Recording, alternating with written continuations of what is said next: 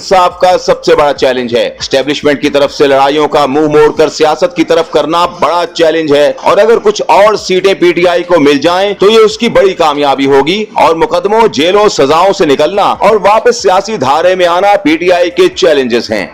नए general election की तैयारी, इरशाद भट्टी ने बड़ा दावा कर दिया।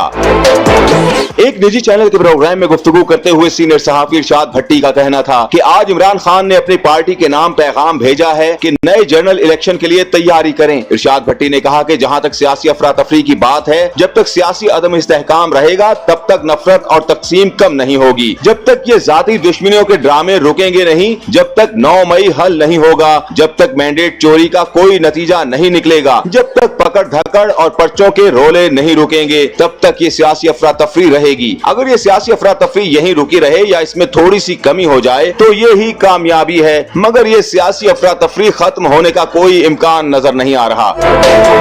इरशाद भट्टी ने मजीद